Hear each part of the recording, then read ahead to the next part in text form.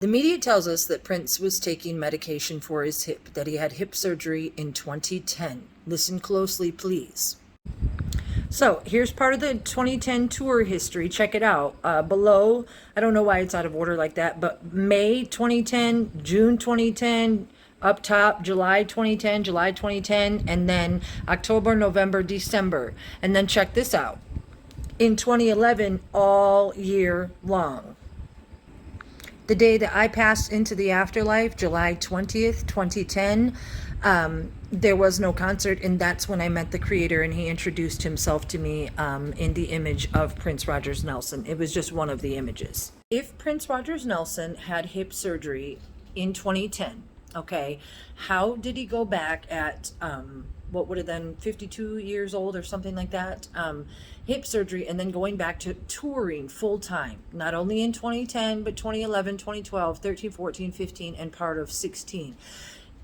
He took the boots off, the heels off, started dancing in the fur boots, you guys. But I know from experience, I was looking at hip surgery at one time, that it takes anywhere from 2 to 6 months or more to heal and to have physical therapy. So there's no way that somebody that had hip surgery could go right back to touring, even with Dr. Kevorkian in his left pocket. Here, this statement number 9 is from Richard Peliquin, who is allegedly a former groundskeeper person at Paisley Park. Rick explained how in 2010, Prince had a hip replacement surgery at Mayo Clinic. The doctor who performed the surgery was Dr. Truesdale, a Mayo Clinic a Mayo surgeon who specialized in hip surgery. But check this out. This is the paperwork from the Moline Hospital. It says on the patient, history reviewed, no pertinent past surgical history. No pertinent past surgical history. So was there hip surgery or was there not? I think not. I think it was an excuse. However, here, this is from the medical examiner, where it says the decedent self-administered fentanyl. Down here it says there's a scar, left hip scar, right lower leg. So again, I'm always informing you guys that there's 2 or more identities in this botched investigation. My point is, the surgery is just a front and a cover, because when I met the creator in 2010, he actually ended up telling me a story about how he was being cloned. And again, I've told you guys before that there was some kind of antichrist plan to break down our very creator. But I'm trying to go slow so I can stay in order of what I heard in 2010. So again, during that 2010 tour, basically touring all year, we're supposed to believe that he had hip surgery, and that's where he became addicted to pain medication. So in 2016, when they sold the story that Kurt Johnson was retrieving Percocet for him to maintain his privacy, they told us that was from years of jumping off, pianos and all the exciting tours and stuff like that. It's all a cover, you guys. So I'm starting at the very beginning, 2010. He couldn't have had hip surgery and then gone right back to performing. He told me when I was there in 2010 that that was the beginning of the actual breakdown, and that there were clones and lookalikes being used as him so that they could continue the $1 million show. What do I mean by the $1 million show? If you listen to Hit and Run Part 1 and 2, I believe it's on that CD called The $1 Million Show. And towards the end, 2015, 2016, Prince was known to have these pop-up concerts that were at the last minute, where he wouldn't announce ticket sales were going on sale until the very last minute. And that's because it wasn't Prince Rogers Nelson who could sell out any arena, anytime, anywhere, and everything was meticulously planned and filmed and everything else. It would have never been a pop-up concert.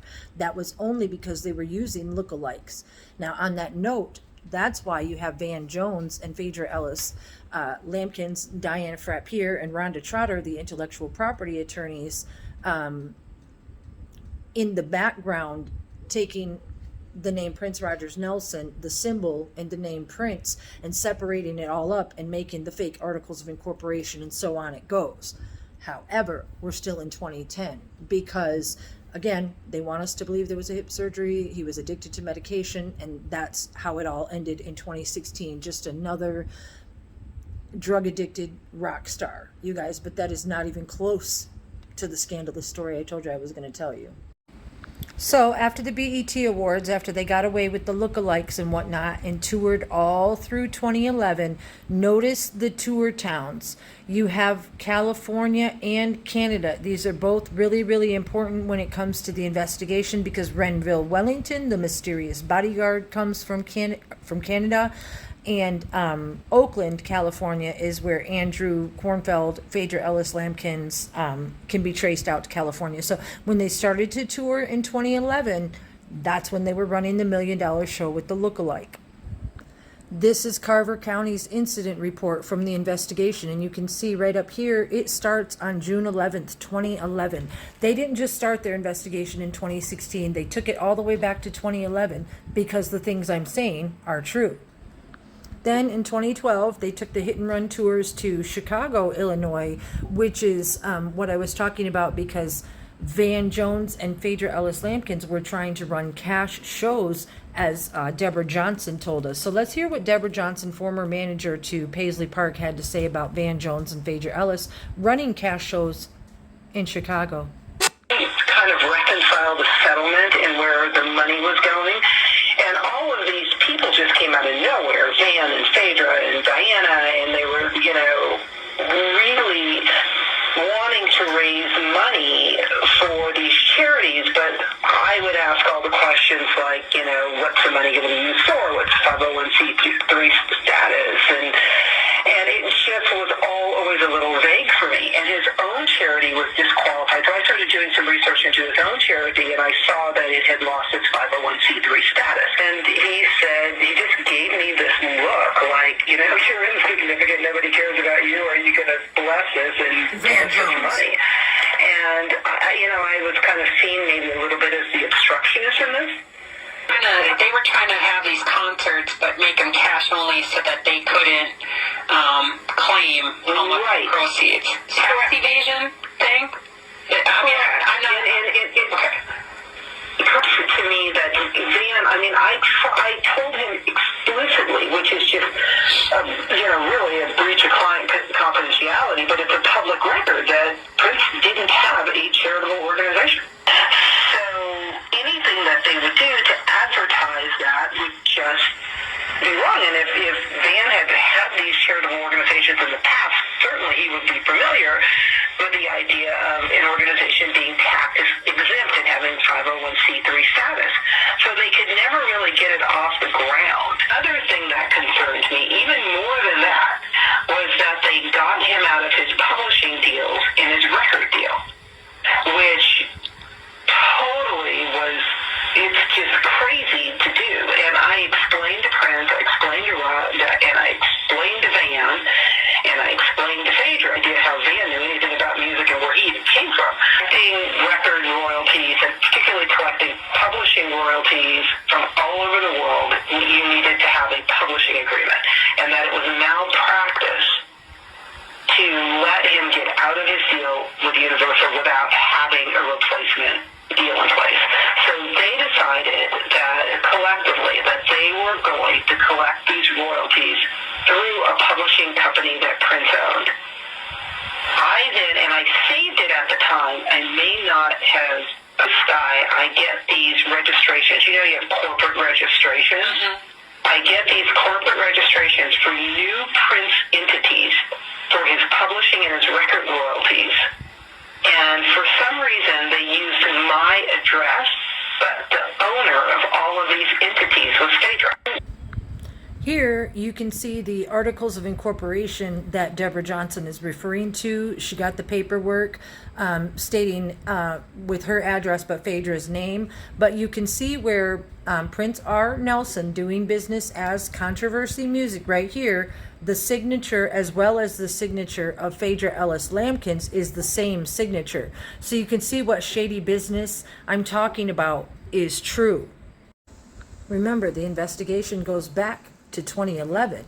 The reason that that is because I told you when I met the creator in 2010, he told me that the breakdown was happening in full force and all of these things were going to be happening. So that's why that date. If you go on this YouTube channel right here, Justice Crew, you can see how all the Prince investigation audio, well, not all of it, what they want you to hear anyway, all the audio conversations are available, and that's where I get this information. So in 2011, you guys, by doing this research and knowing the people that they talked to, this is Mariah Brown. She's an assistant that dates back to 2011. You can see above, with proper makeup, how these big old hooded eyes were turned into these big hooded eyes.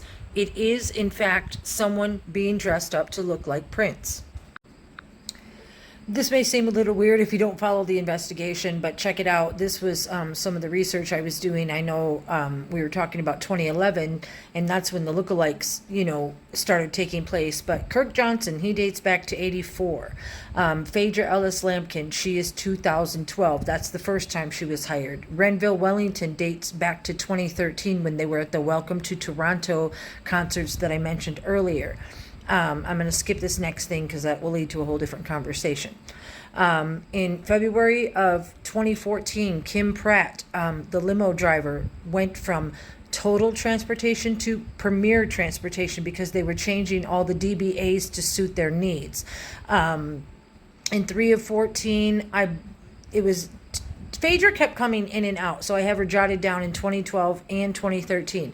In August of 2013, Ray Roberts was hired, and then they got him a DBA as People's Organic in 2014. So Total Transportation, CVS Pharmacy, Ray Roberts, People's Organic, the chef at Paisley Park, they all have doing business as. Now, on 6/9/15, that's when the Go phone was set up with Renville Wellington. That was just a week before the secret concert at the White House, which is shown here. Then, yes, 2015, Marone came along as well. That's the main suspect that we want to be looking at as the primary lookalike because of the name Marone, which is short for Merovingian. Merovingian, and her name is Marone. And guess what? Her last name is Bakure. Bekure. I got the cure. Marone Bakure, main suspect lookalike. Marone Bakure posting at maronebakure.com, January 22nd, 2016. What a show. Prince did this first show, played his first ever solo piano show at Paisley Park that night. This was posted by Marone Bakure. Now take a look at the eyes, because this is what I'm always telling you. She is the lookalike, has these eyes that turn down in the inner corner. Down in the inner corner. She is most definitely playing dress up. And moreover, why she was receiving mail in March of 2016 in her name, I believe this was at the Beverly Hills Hotel, if I'm not mistaken. And this was in 3 of 2016, March 3rd, I believe it says 2016 up here at the top. And I traced it back to a costume outfitter, something like that. So while they were touring out in Oakland in 2016, when Prince was allegedly seen like this with dark sunglasses, it could be anybody, but mostly it's just her. That's why I went back to wearing a wig. It wasn't just to grow out of the natural hair. Why would there be a beauty salon in Paisley Park? Prince Rogers Nelson loved getting his hair done and looking different all the time. You didn't go back to a natural fro. That was a wig. An ugly lace front wig. Do you see? Do you know what a lace front wig is? This is a wig. Think Judith Hill. Look how it looks real. They put the hair right up on the head so it looks like real hair, okay? It's why when we see pictures like this, we know that we're looking at two different people.